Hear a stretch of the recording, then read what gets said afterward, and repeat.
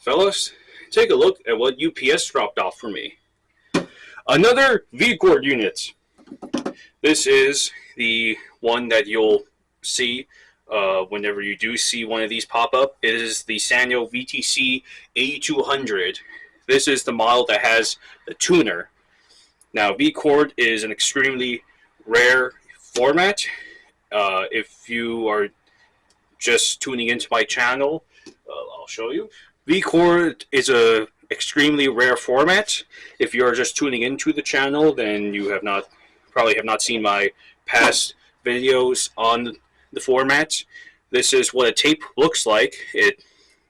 People say it bears striking resemblance to an 8-track tape, and well, that's pretty true. They come in these cardboard sleeves here. So V-Cord basically was Sanyo's entry in the format wars. Quasar had the VX format, and of course there's Beta and VHS. Sanyo performed the worst out of them by a country mile, so badly that it is rarely talked about today. People do not know that it exists. Then again, people don't remember. I know some people don't even know what Betamax is, so. But people really don't know what V-Cord is.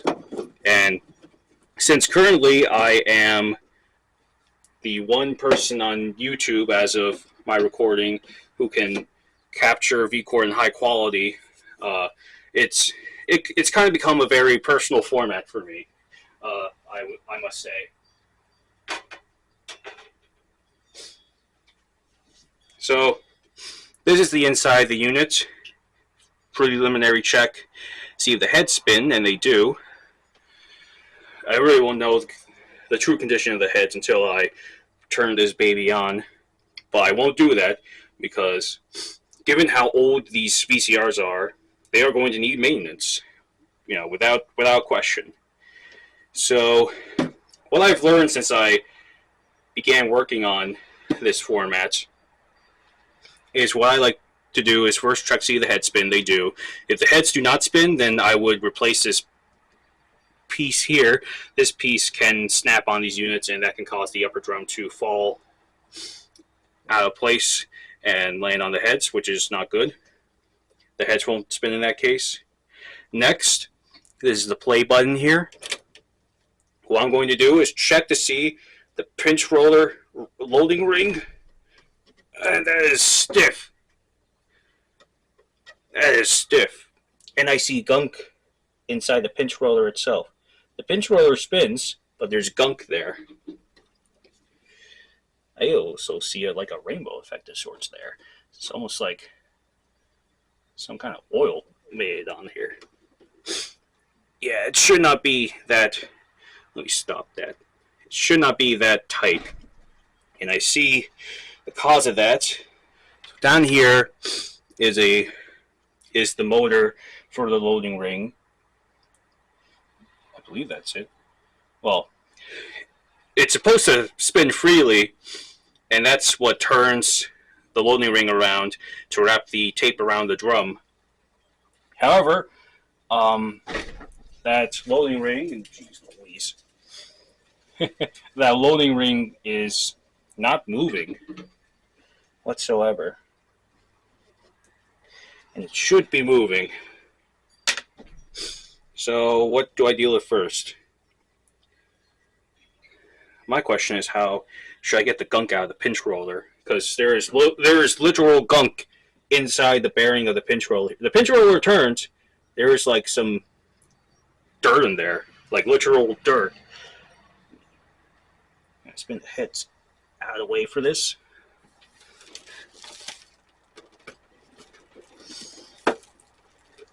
So I'm going to try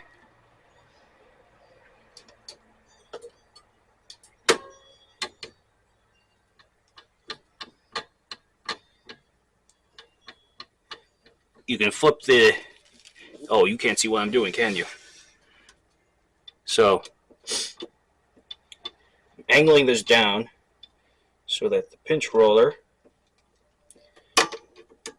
is able to, so I can spin some of that gunk out. There's still some in there. It's likely just stuck.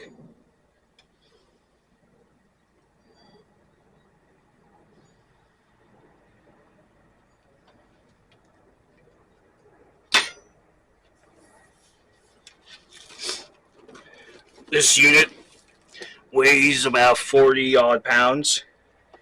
So, like any old VCR, it commands respect when dealing with it.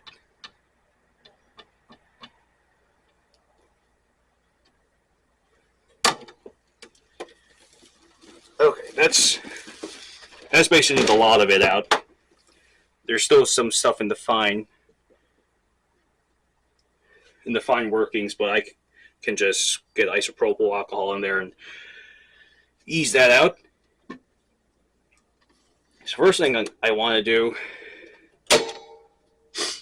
is find out why that rubber roller is not turning, because it should be spinning freely.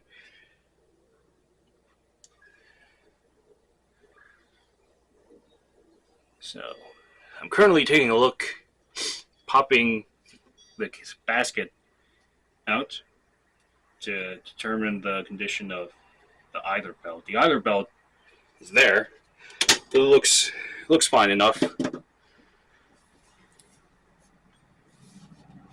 But of course, I won't know until once I get the bulk of this thing going, I will be doing a very quick test, without a tape in, to see if everything will spin up correctly. So, and at which point do I change the view to aerial? I wonder. I think this will be fine for now.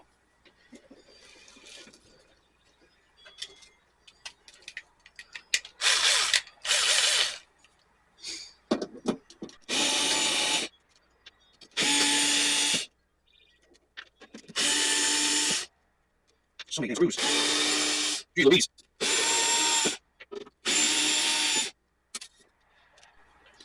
Unit is very clean on the outside.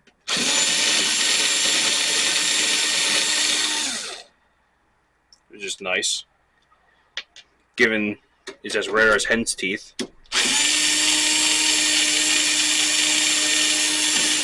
Now I should say right now that when this thing, if this thing is up and running, because let's remember there's no guarantee, if this thing is up and running, I do not intend on keeping it. I intend on selling it to someone. I won't say explicitly whom, but he is someone on YouTube who still lacks a player for this format.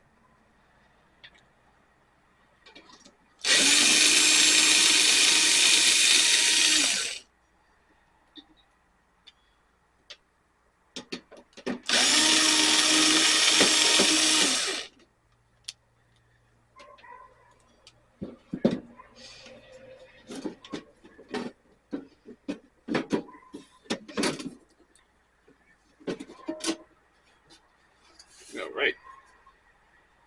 So here's the W5 board.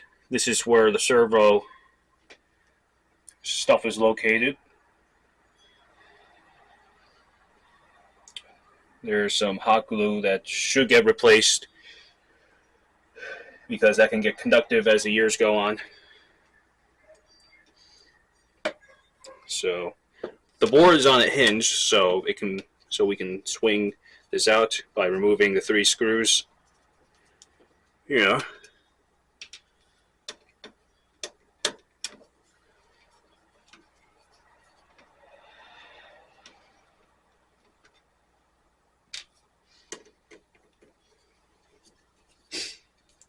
Also, I'll be able to check the condition of the capstan belt, see if that thing disintegrated or what.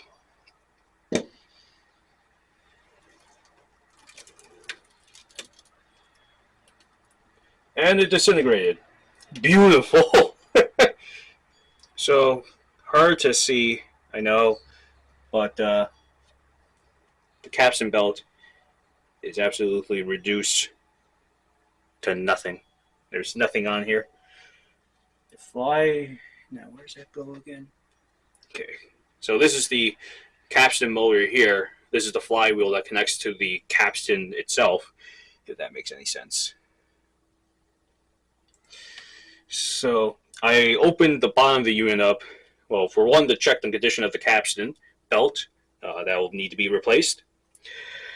And two, to see about that rubber roller, why it's not spinning. Thing is, I don't want to rest this thing on the side because this thing has really nice wood paneling. This is a really nice looking 70s VCR. So, like, let me get that out.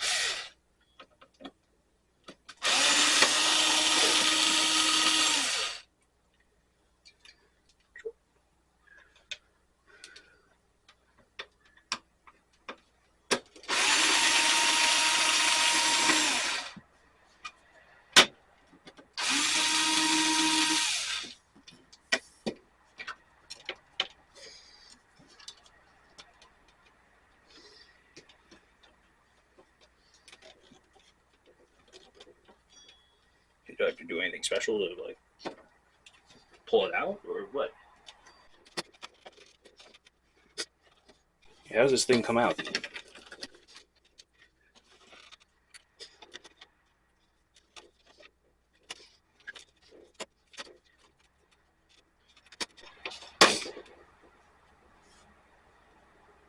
Okay, I guess I wasn't clearing that part, I suppose. But yeah, look at that. Look at that wood paneling. My player is the Toshiba KV-4000. So it's the Japanese model, the Japanese equivalent to the slimline VCR of this, the VTC-8400. And that one is just all plastic. But this one here is definitely more aesthetically pleasing to look at. Okay, so I did that so I can rest this on the side. Yeah, I didn't undo the power cable.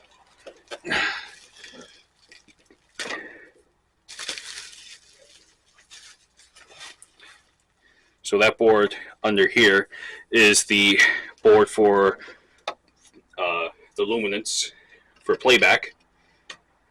The color board is right there, and this is the tuner.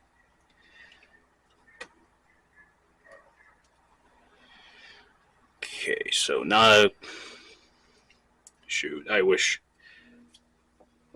Poor camera. Why didn't I not think about looking for one with optical zoom? I guess I thought that was a given on any of these cameras, but obviously not. Was my head covering that? Shoot, it might have been. So let me start again. So this gear is attached to the motor that moves the loading ring around via that rubber roller. This is... That small gear is what's attached to the roller, and this gear is what transfers, you know, the torque from this gear to that gear. So I see there's a crack on this gear here, and when I move this by hand,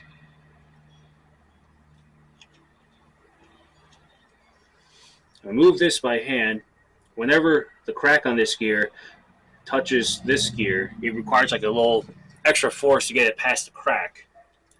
So it does, I mean, it will get the job done, and it is moving the pinch roller assembly around. So I guess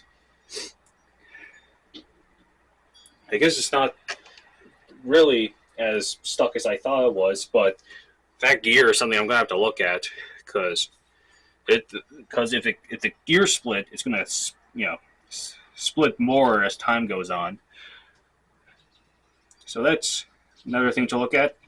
So this is the flywheel to the capstan. So as for a reminder what that means, this part is actually attached to the capstan in the VCR mechanism. and the Capstan motor is out of view, but it's there, where my index finger is pointing. So there should be a flat belt that reaches around to the Capstan motor. However, that belt is no longer there. It is no longer intact. So if I want to restore this VCR, I will have to replace that belt. So we already know what we have to do. Examine this gear here, and first and foremost, get the clean out the capstan here.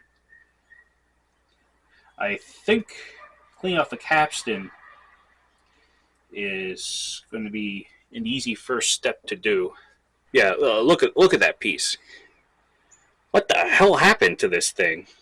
It looks like it got covered in like it's quite an odd way for a belt to break down, if I must say. But that should be an easy cleanup, because if it's just going to ball up into little cracks, I'd rather have that than the typical glue you see on belts. Like on my Quasar, the drum belt. And speaking of drums, drum here is direct drive. The head belt on my Quasar went into goo, and that took a bit to clean up. And I feel my stomach growling. I've only had crumb cake today. That was everything that went into my stomach sans water. So I might have to stop soon to feed myself. So I'm taking a screwdriver here. I wetted it with isopropyl. And I'm just scraping the belt off.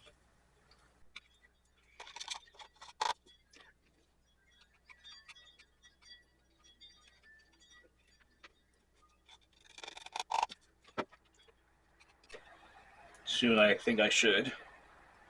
This looks like I got the bulk of it off. I'll have to move to one of my non-metal tip screwdrivers so that I'm not scraping really cutting to the surface of the flywheel.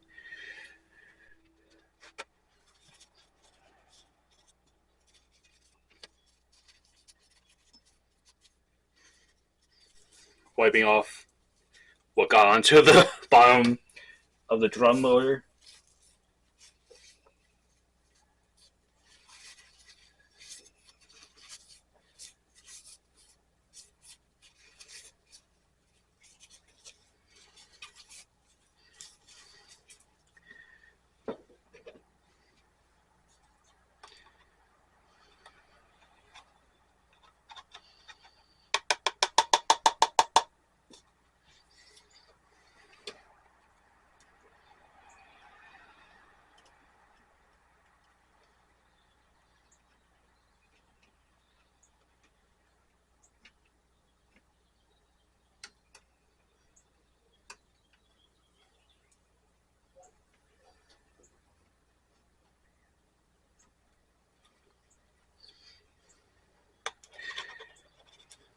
My main concern with this is the heads look like there's some serious grime on them. So if they're not intact, I have like a spare head disc from another unit that I picked up. That unit is what I did the sport swap with on my Toshiba to fix the Toshiba, because I could not pinpoint the electronic problem on my Toshiba. But I have a head disc with like one head that looked like it chipped. So if the heads on this one end up being bad, I'm gonna have to see like how best I can Frankenstein the head discs to try and get it as playable as possible. Because how this format works, it's interesting. So this actually has 3 heads. Some would have thought it only had 1 head, like the Quasar does. but this one actually uses 3 heads, and it's kind of interesting that they did it that way.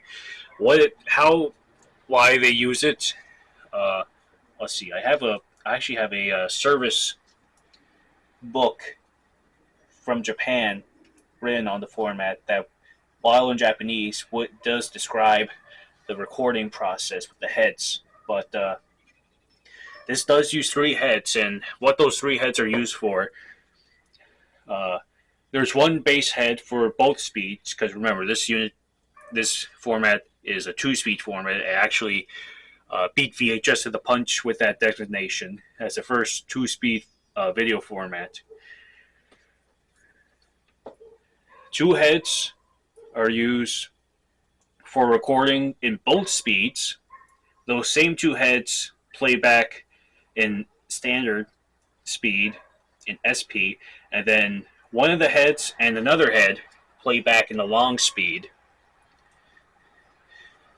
That's how they do it on this format. It's really I don't know the specifics of why the 2 heads for SP records in both standards, but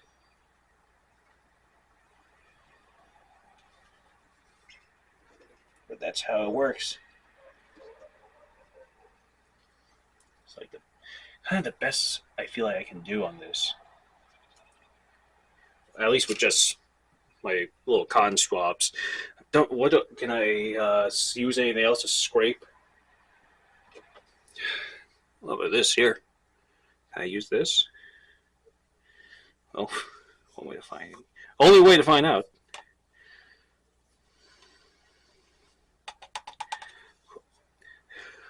I don't know if I said it, but I am dabbing these in isopropyl.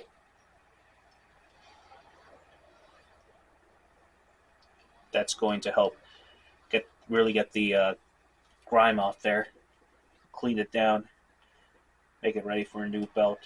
No, this really isn't going to work.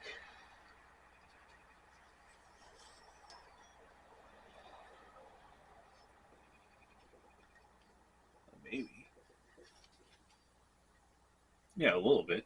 It definitely helped.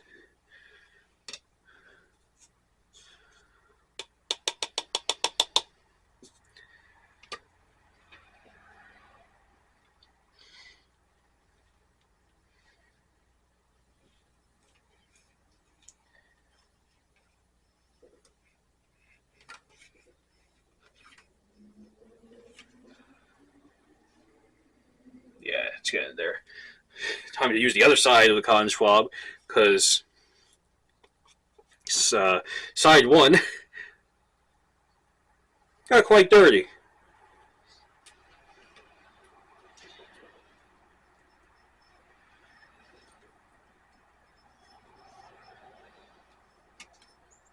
Now, as far as belts go, I don't know if I have like the right size flat belt for this. I have to look through my collection, but I'm not sure if I have anything this big. I might have to special order a belt for this. Although in my spare Sanyo unit, I do have a Capstan belt on that. While it looks like a replacement, it's still intact. So, plus if I do want to like fetch if I do want to like replace the gear on this, I can also get it from my parts unit. That might be what I end up doing.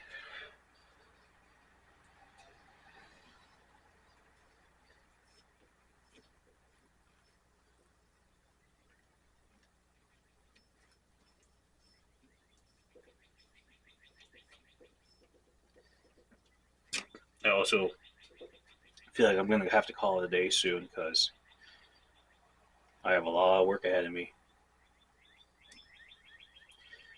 Let's see. I don't think I need to lubricate the capstan because that feels like it's pretty. Well, you can't really see how smooth that is, but maybe when I shine the light.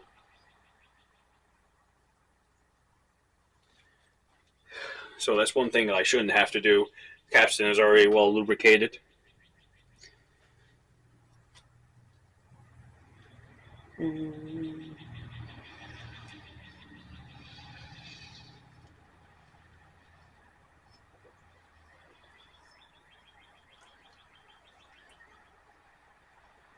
That looks pretty dang good.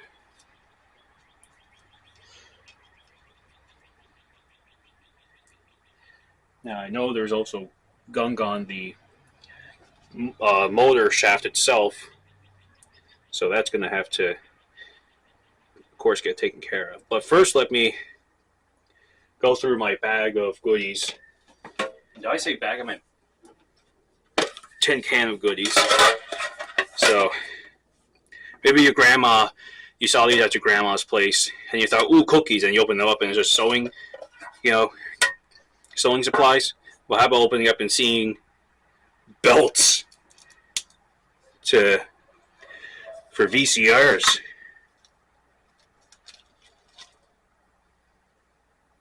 Like this.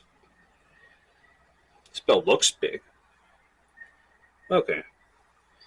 I actually might have something of that size because it's not as big as a belt as I thought, and I don't think it has to be like a 4.3 millimeter. I think these 2 millimeter size belts should get the job done.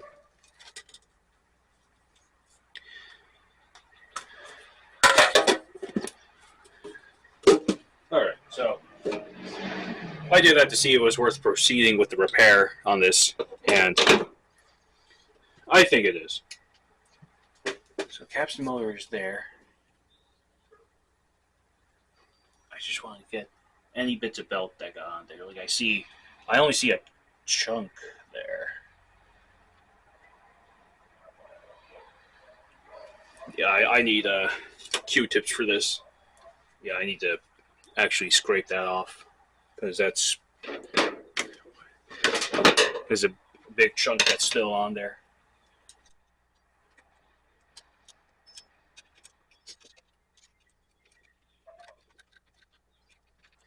Still a chunk there. Oh, maybe if I dip it. Yeah, that would help.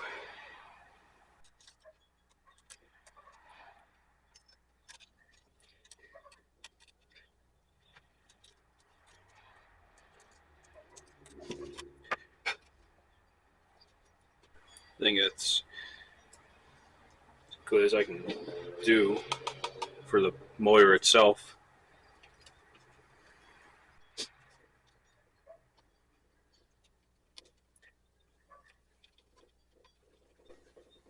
I'm getting Conswap to do some fine work. I still see.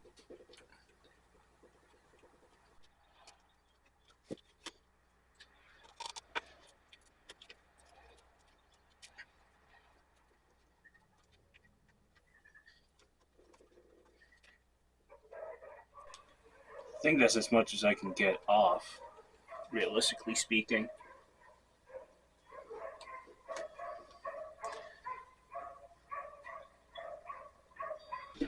Yeah. I think I better stop while I'm ahead. Most of this is square. Here's a pack, because I never really need a flat belt. Right? Generally, like VCRs use the square belts. So flat belts, generally not needed, but nevertheless, to be thorough, I still keep them. Yeah, I think these would be a good size. Yeah, these would be like a good size.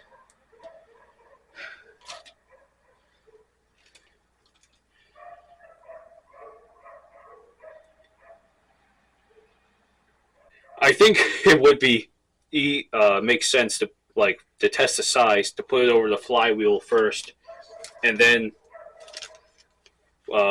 work, then work it in, because there's a little, because I should be able to squeeze any belt through the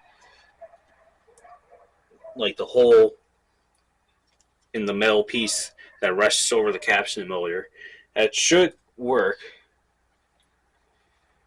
Let's see, something that might be too big. That could be too big. Okay, so we have like an upper and lower bound.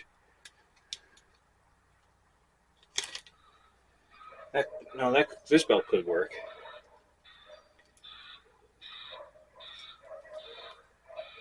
It's the sound the prime trucks make when they back out of the driveway. This belt could work. Question is, does my plan in getting this belt down there work? We'll see. We'll see.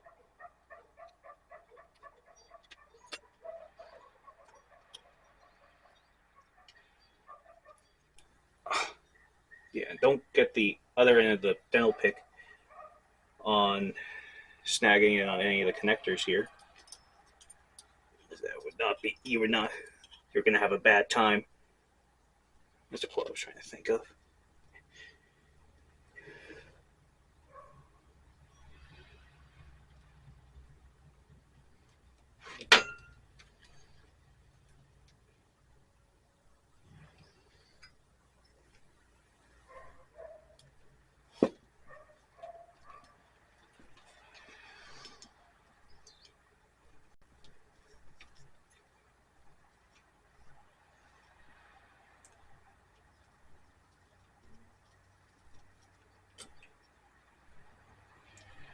Yeah, that looks good.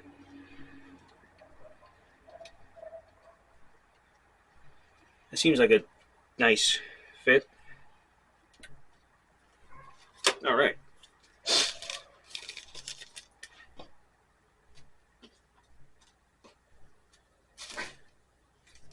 it ends up not being a nice fit, then I'm going to have to try another belt. Well, at least I know an easy enough strategy to get the belt on and off the Capstan motor. So I want to see where I'm at with this unit now. Like, see how it'll work after replacing the Capstan belt. That is first with no tape, but so that's how it turns on. You have some solenoids going off. There's a, I don't think you can see that. There's an incandescent bulb here that determines beginning and end of the tape. When you first start a tape, like at the leader, the heads won't spin until like both sides of the sensors are being covered by the opaque tape, at which point the heads will start to spin and play back or record. But yeah, let's hear that again. So all that's sounding off very nicely.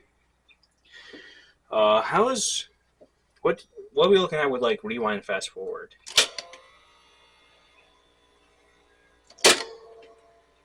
All right, as expected, that's going to have to.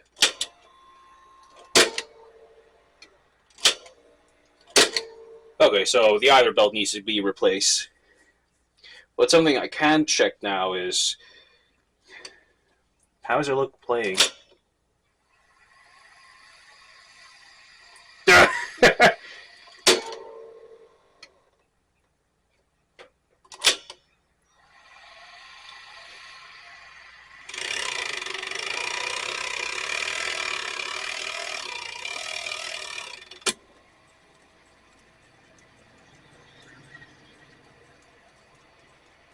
Something's covering the sensor because the heads are spinning no matter what.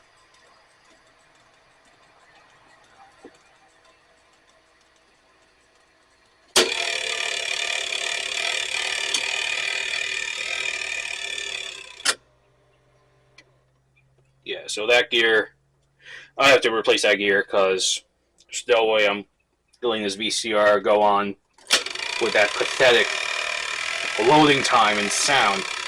Good God. Oh no, now the Capstan's not going.